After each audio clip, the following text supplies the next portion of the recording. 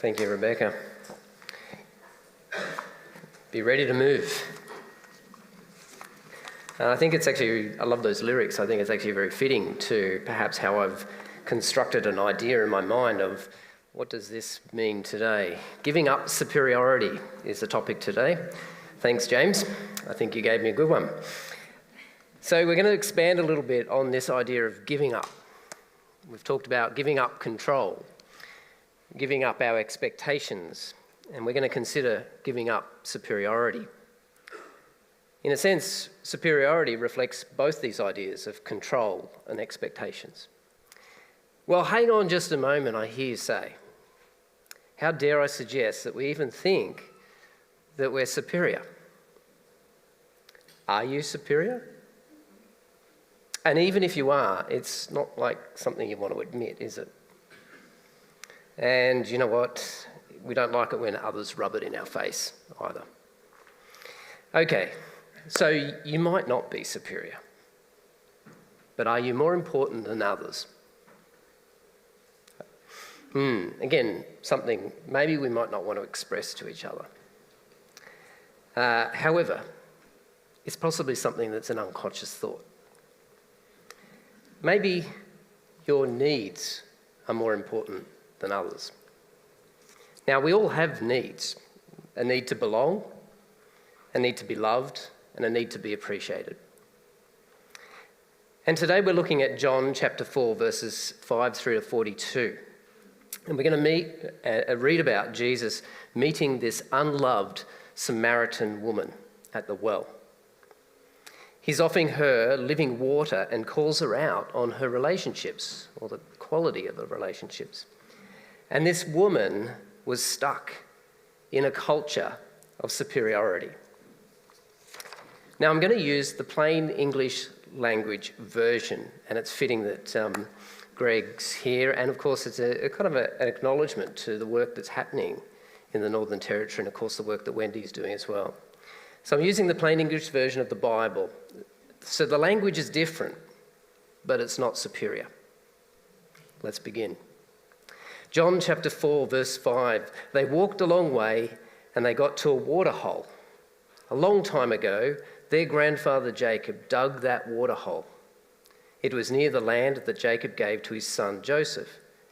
There was a little town called Sychar near that water hole. So Jesus' followers went into the town to buy some food. But Jesus was tired, so he sat down next to the water hole and he waited there.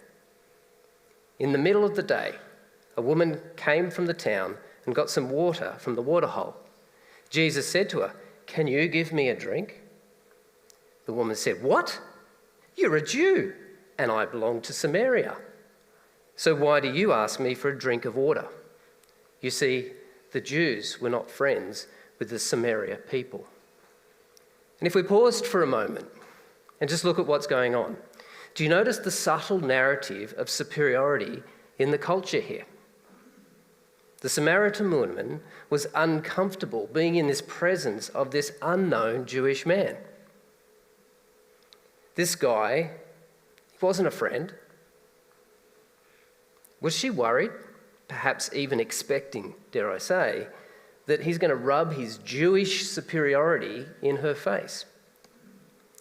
So Jesus says to her, "I asked you for a drink of water, but really, you should ask me for a drink. You don't know who I am, and you don't know about the good thing that God can give you. If you ask me, I will give you the fresh water that makes people live." The woman said, "Sir, this water hole is really deep, and you haven't even got a bucket. How are you going to get that fresh water?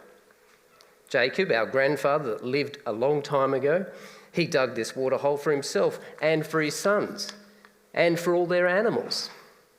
They all drank this water. Do you think you are greater than Jacob?" Now, I'm not certain about the tone of the woman's voice here, but if we understand the woman, she was likely an outcast from her community. She'd had multiple failed relationships, and perhaps she was feeling rejected. And now here's a Jewish man who seems to be making fun, reminding her of his Jewish superiority. However, there's this moment for the woman to speak up and to act a little bit superior herself, or to certainly tear down this man's superior thinking. She points out the obvious, that Jesus wasn't even equipped to draw the water. He didn't even have a bucket. She demonstrates her intelligence, if you like, sharing her historical knowledge of the place. And can you even hear her judgment or criticism? Do you think you're greater than Jacob?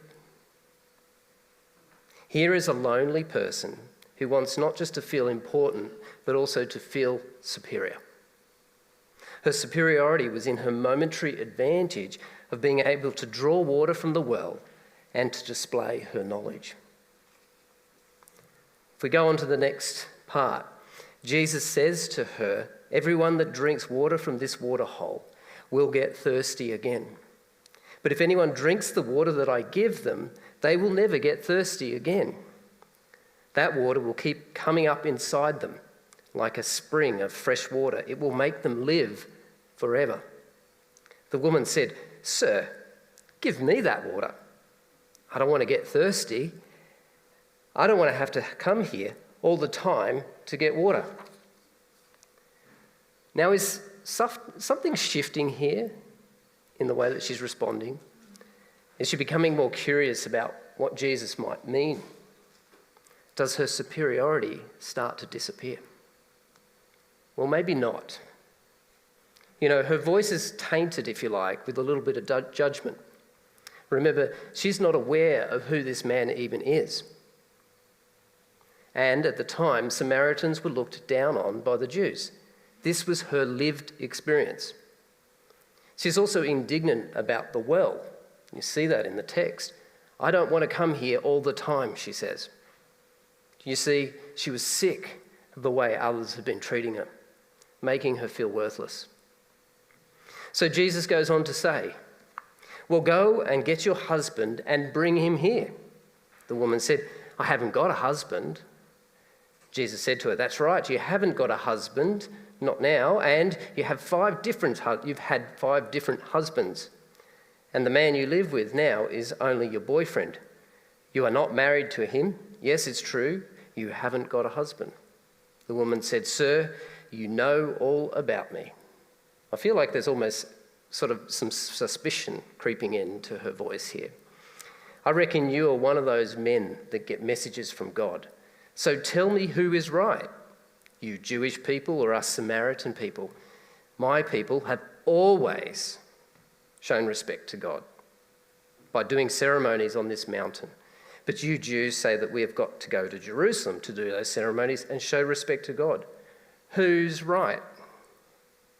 The woman is expressing her frustration here with the social system that existed, which was designed, if you like, to reinforce superiority between the Jewish people and the Samaritans. These things were beyond her control. Now consider today. What are the cultural norms that we need to challenge, perhaps, that are oppressing people or perhaps making others superior? So on the conversation goes, and at some point, Jesus' disciples return and show up. From 27, "Then at that time, Jesus' followers come back from the town. They saw Jesus and the woman, and they get a shock. He's talking to a woman. They wanted to ask her, 'What do you want?' And they wanted to ask Jesus, 'Why are you talking to that woman?' But they didn't say a thing." We have to wonder why the disciples were even surprised in this moment, in seeing this.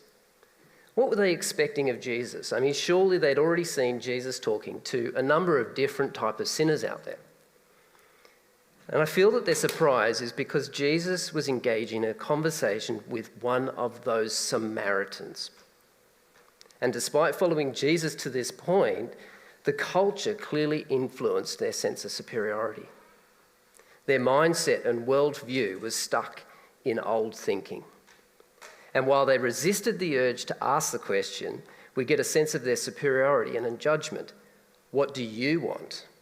Why are you talking to that woman? They didn't actually want an answer, I don't think, in this moment. They just wanted to judge the situation. Why should this woman get one-on-one time with our Messiah? Why? Like, shouldn't that be us getting the one-on-one time with Jesus? And while we're being sent to go and get the food from the town, surely us disciples are more important than that task. Now, I want to take a slight tangent here, and in a way that we can understand this notion of superiority. Maybe some might liken this to pride. Now, superiority, if you like, is defined by advantage, dominance, greatness, distinction over something, or more often over someone. In the prayer this morning that was offered, this notion of world powers wanting dominance. There's superiority going on. And take a moment, just consider, what are you actually good at? Not just good, but I want you to consider something that others would say you do really, really well. Something you have mastery over, perhaps. Perhaps it's a particular meal you can cook. And, by the way, I make the best pancakes, just to say. Or you're highly creative in some sort of craft or some form of crafty work, if you like. Maybe you're great at playing a musical instrument. Or maybe you're technically minded with the data and the sound equipment. I don't know. Maybe it's reading, writing, arithmetics, photography, fishing, woodworking, or maybe it's just something you do in your career. I want you to take a moment, think about what one thing it is that you do well. Just take that for a moment. Picture it in your mind. Now, I want you to turn to someone next to you, and I want you to share with them what that one thing is. But your task is convince them that you're really good at this. Take a moment. What is that one thing? And convince them. Turn to someone else next to you and tell them why you're really good at it.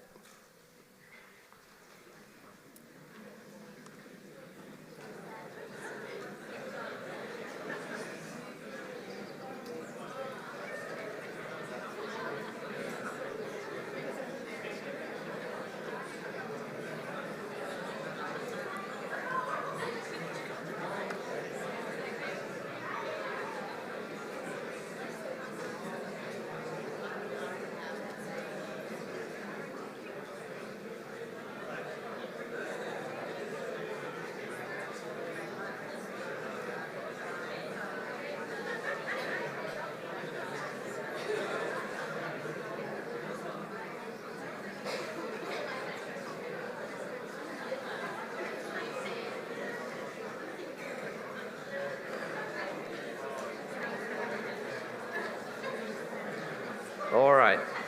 I'm going to say that's enough time. If you haven't convinced the person next to you at this stage, save it for morning tea. How did that feel? How did it actually feel? Did it feel good? It feels great to sometimes share with someone what we're actually good at. But I want you to think this. The thing that you're actually good at might also be your greatest downfall or your greatest weakness, particularly if it becomes central to how you value yourself. If it becomes a measure that you can compare yourself against others. And it's at this point that we might like to acknowledge that this sermon series of giving up doesn't actually imply mastery. Because, to be honest with you, I've always struggled with control and probably will continue to. Now, some of you may know that I've recently taken up running. And you might be thinking, well, this is a bit crazy, isn't it? Why would I do that? If you were like my father, the first reaction you would say is, well, there goes your knees, Damien. Now, for the runners in the room, you might be asking me, well, what's my 5K, 10K, or marathon, half marathon pace? I'm never going to be doing a full marathon. Sorry, Richard. But you might ask me, how far can I maintain a sub 5? Now, taking up running at my slightly older than desirable age has meant that I've needed to establish some clear expectations. I've needed to accept, if you like, that there's always going to be someone faster than me. However, there are moments when this air of superiority sort of sneaks in, doesn't it? You see, my Garmin watch, it's got all this amazing, wonderful data that motivates me. It indicates improvements in things like VO2 max. By the way, I'm in the top 5% for my age category. It might be my Strava app that rewards my efforts with trophies, if you like, and incentives. I was the local legend on a running segment until 2 days ago. Someone claimed the crown. It's all right, I'll get it back. I might hang on the results from the latest park run. What position did I come? Did I beat others in my age category? And I have to admit that I've done that several times already. Was it a personal best today? Well, I can say that I've achieved 11 personal bests in the last 15 months. But hang on, I hear you saying, that's an easy achievement, Damien. You were pretty slow to start with. Look, having goals is actually motivating, and it's a really important part of enjoying your area of interest. That's important.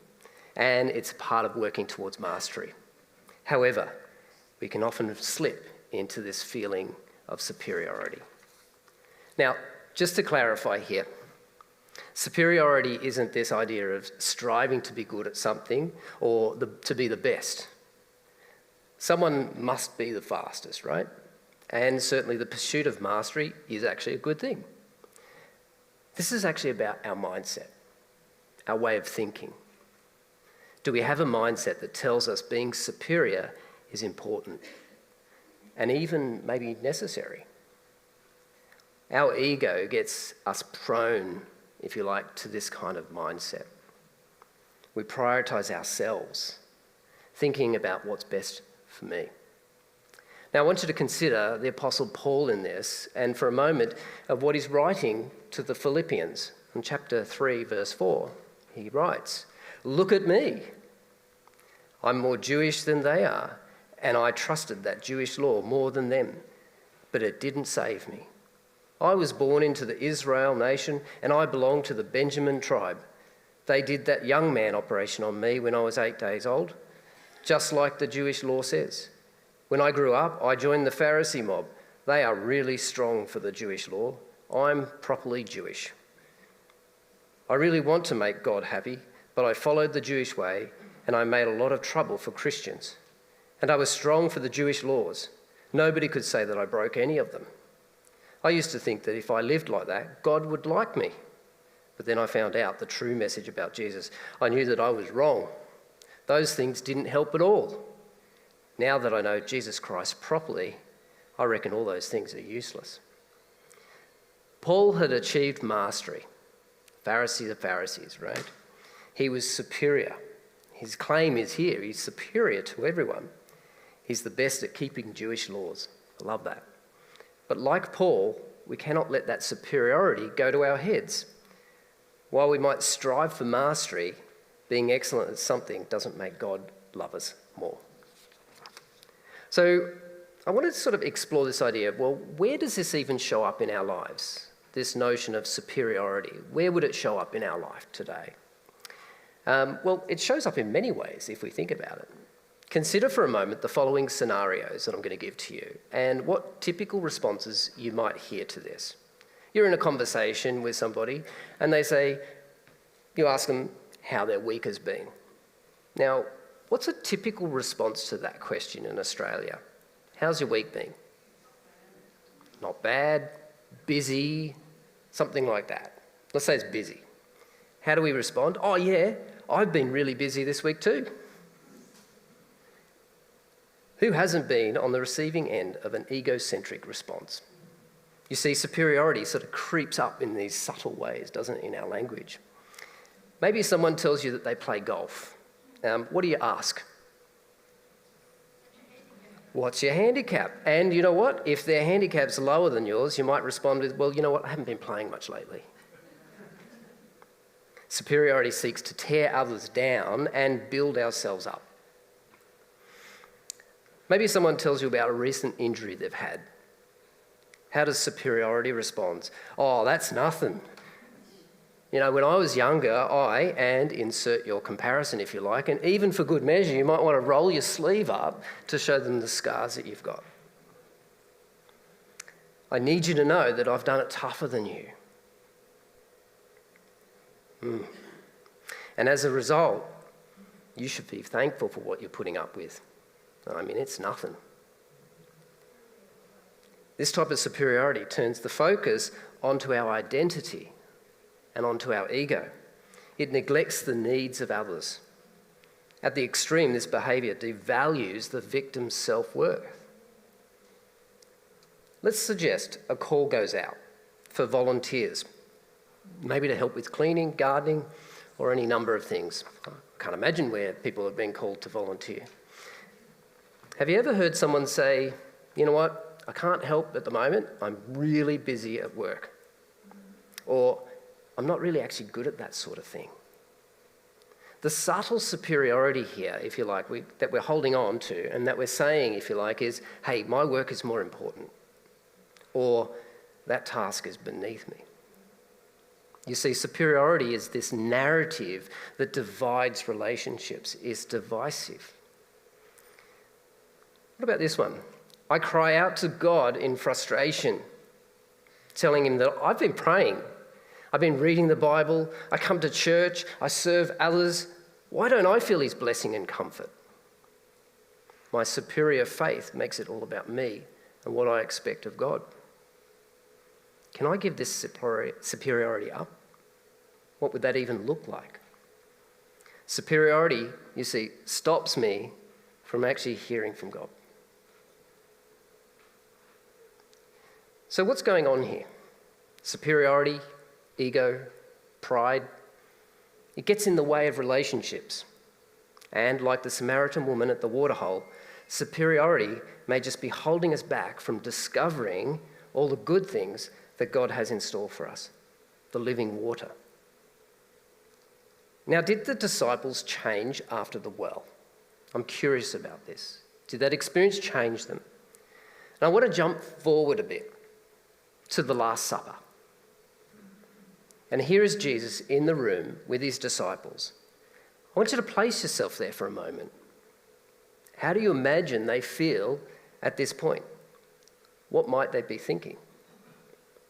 You see, the disciples knew by this point that Jesus is the Messiah.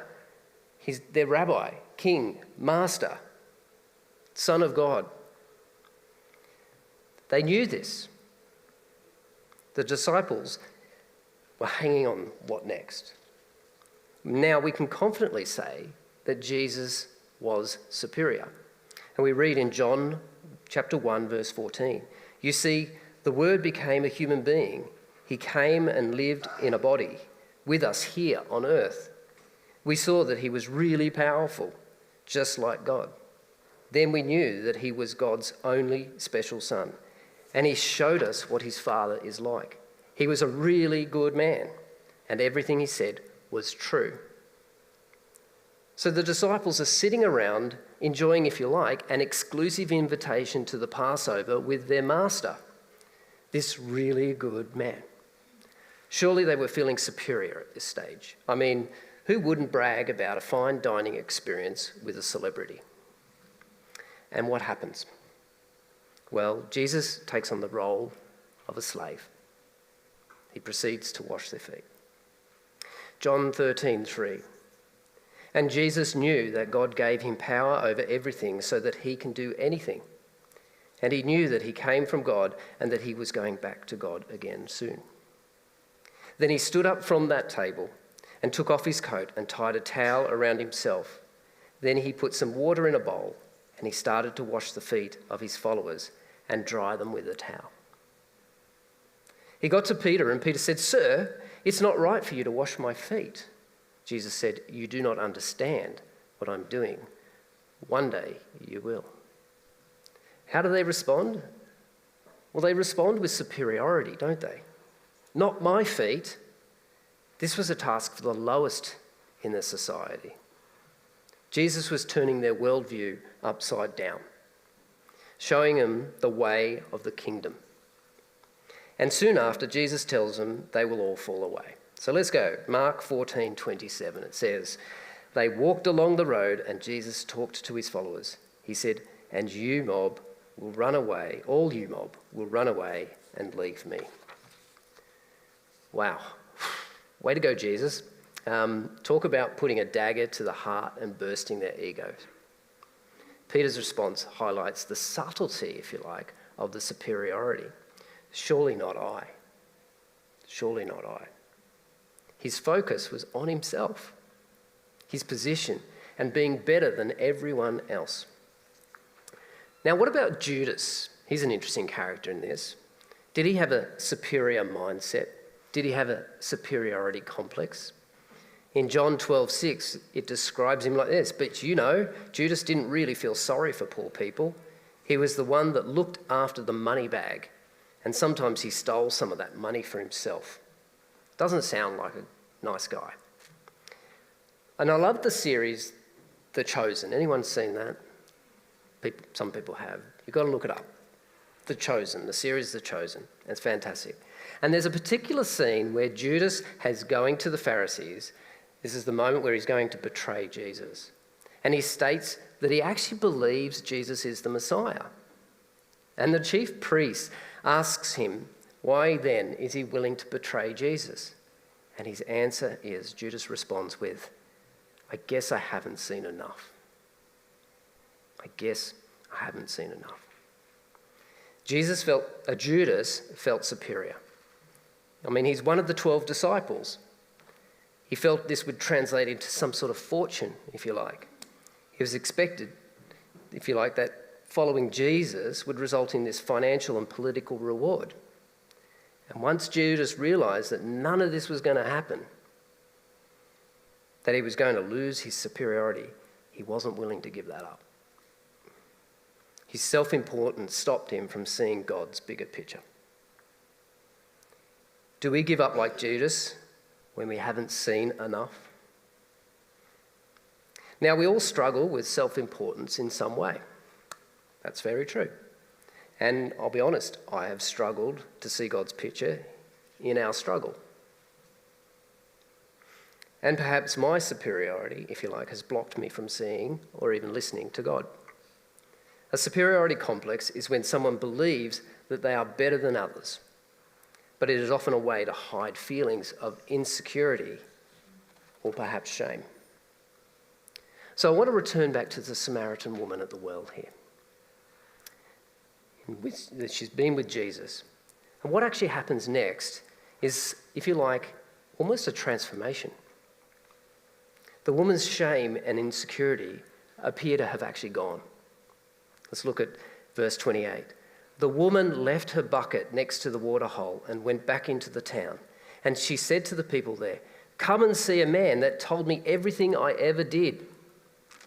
Maybe he is the Christ, the special man that God promised to send, the one that we have been waiting for." Now, there's possibly two things to observe in this. First, notice she's left her bucket. This is a valuable item of hers, left, if you like, in the hands of this Jewish man. It's almost, if you like, symbolic that she's given up her ability to draw water, leaving it behind. She now has this promised living water operating in her. What more did she need?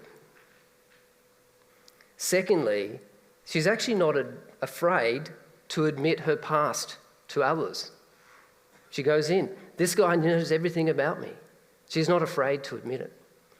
For her, it was actually more important that people met Jesus. So the people in the town respond to this. The people in the town heard the woman say, "He told me everything I ever did," and a lot of them believed in Jesus. And so they came from the town to see Jesus, and they asked him to stay with them for a while. So he stayed there for 2 days. He talked to them and told them his message, and even more people believed in him. The town people said to the woman, "We heard what you said about this man, and we believed you. But now we listen to him ourselves, and we know for sure that he is the man that God sent into the world to save people." What an absolute transformation in this community, in the community that we see here. Their superiority, if you like, that existed before had essentially been given up. They invite Jesus to stay with them. In this moment, the barriers between Jewish and Samaritans, if you like, no longer actually mattered. No longer mattered. What mattered was that they knew Jesus. They turned from a culture of superiority, if you like, to one focused on Jesus Christ. And for a town, the disciples maybe thought that they were just simply going to pass through. They end up witnessing lives being transformed by Jesus. So what action is actually required from us in this? Maybe this is a moment to consider what things we're not saying yes to because of the mindset that we have. Now, this is not a call to give up our pursuit of mastery. It's a call to challenge how we project superiority to others. If Jesus is willing to be a slave, to wash our feet, to stop in our town, then shouldn't we be willing to give up our fears, our insecurity, and shame, and boldly proclaim the good news? Jesus is offering each of us the living water. Jesus had the right, if you like, to be superior in our lives. He has the right to be superior in our lives. He turns it on its head. He turns superiority on its head. He takes the position of the slave for his disciples. He gives up superiority, and we are encouraged to do the same.